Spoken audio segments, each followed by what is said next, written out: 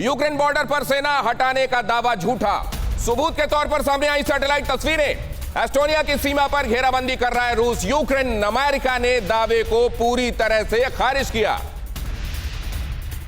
और अब जरा इन सबूतों को देखिए, सबूत देखिए और उसके बाद एक्सपर्ट्स के पास चलते हैं समझने के लिए कि एक्चुअली क्या हो रहा है।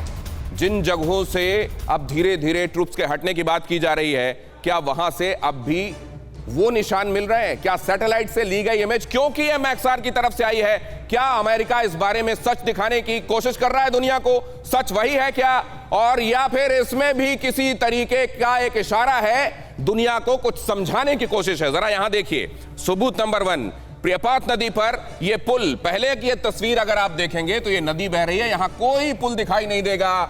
यहां पुल बन चुका, मतलब सैनिक वाहनों को सैनिकों के आने जाने के लिए तैयारियां पहले से पूरी। सबूत नंबर 2 देखिए, सबूत नंबर 2 में बेलारूस में जाब्रोका में रूसी सैनिक नजर नहीं आएंगे, लेकिन बाद में अगर आप देखेंगे तो सैनिक रवाना हो गए हैं, लड़ाकू विमान उस जगह पर तैनात हो चुके हैं। और ये तस्वीरें बता रही हैं कि पहले और अब के मुकाबले जो स्थितियां हैं, क्या वो पहले से कम खतरे वाली हैं या अब ये खतरा और बढ़ गया है? जंग अभी बाकी। हम क्यों कह रहे हैं ये? क्योंकि ये तस्वीर गवाह है ब्रेस्ट रेल यार्ड में आर्म्ड व्हीकल्स और सैनिकों की तैनाती की बहुत क्लियर पिक्चर्स। ये मैक्सार की तरफ से आई हुई ये पिक्चर्स हैं जो ये बता रही हैं कि पहले के मुकाबले यहां सैनिकों का और आर्मी से संबंधित इक्विपमेंट्स का पूरा जमावड़ा है। सबूत नंबर 4, रेचेत्सा, बेलारूस की तरफ रूसी सैनिकों का काफिला जाता हुआ नजर आ रहा है।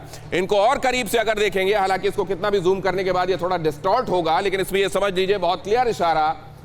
सबूत नंबर 5 भी मैं आपको दिखा देता हूं। ओपुक ट्रेनिंग एरिया में रूसी आर्टिलरी की बड़ी तैनाती दिखाई दे रही है और ये 15 फरवरी को ली हुई तस्वीरें हैं जिसमें आर्टिलरी की बड़ी तैनाती आपको दिखाई दे रही है। छठा सबूत देखिए, नोवोजनोय और टोनुस्लाव में रूसी ट्रूप्स और आर्टिलरी नजर आ रही है। और इसीलिए जीडी बख्शी ये कह रहे हैं ये जो डिप्लॉयमेंट है इसमें अगर मिलिटरीली किसी की मजबूती दिखाई दे रही है तो रूस की तरफ से, बाकियों की प्रेजेंस, कहने की प्रेजेंस है। अभी उसको यहां देखना परखना पता नहीं, आगे आने वाले दिनों में देखिए क्या होता है।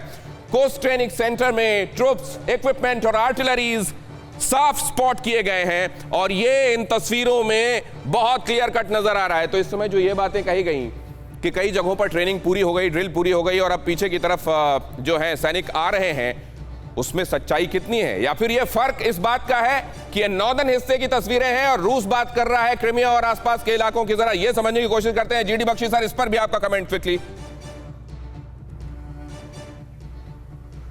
देखिए, रूस के पास मिलिट्री तौर से 2 बड़े विकल्प है।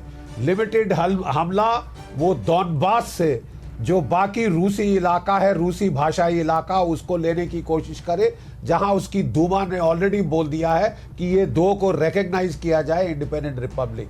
साथ ही साथ क्रिमिया की तरफ से, समुद्र की तरफ से वो हमले करेगा। मारियोपोल का जो पोर्ट है और जो ओडेसा का पोर्ट है उसको पकड़ के पूरी जो सी कोस्ट है वो रूस को, जो यूक्रेन को डिनाई करके लैंडलॉक कंट्री बना सकता है। साथ ही जो खारकीव की पुरानी कैपिटल है उस पे हमला कर सकता है। यह है लिमिटेड। अगर वो फुल स्केल हमला करना चाहता है तो मेन हमला बेलारूस से सीधा कीव राजधानी पे होगा।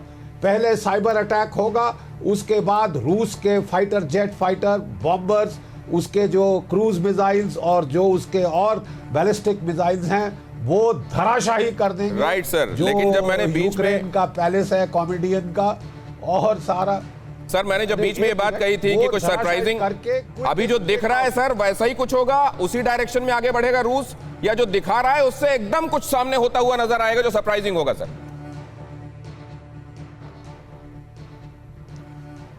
मेरे से ये देखिए, उसके विकल्प तीसरा जो आपने बोला था एसिमेट्रिक वॉर का, हाइब्रिड वॉर का, ये हाइब्रिड वॉर फिर सिर्फ डॉनबास में जो है वहां पे लिमिटेड रहेगी और कुछ क्रिमिया की साइड पे लिमिटेड रहेगी।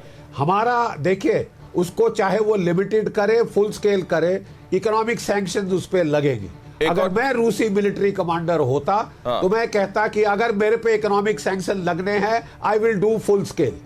जब सजा वही मिलनी है, जेब तराशी की भी और किसी को खत्म करने की भी, तो फिर जेब तराशी के लिए वो सजा क्यों ली जाए? परवाह देश की, सोमवार से शुक्रवार रात 10 बजे TV9 भारतवर्ष पर।